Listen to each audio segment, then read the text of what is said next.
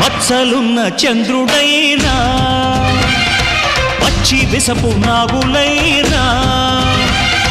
చంతను చేర్చే దేవా మా చింతలు తీర్చగరావా నెర నమ్మిన దైవం నీవే రాయుడా ముక్కోటి వేల్పులలోన ముక్కోపి నువ్వే అయినా ఎలుగెత్తి పిలవంగానే పలికేర ఇంకెవరైనా మా తల్లి తండ్రి దైవం నీవే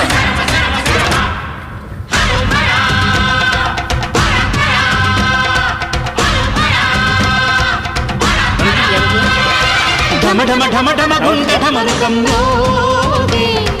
గణ గణ గణ గణ గొంతు గంటగా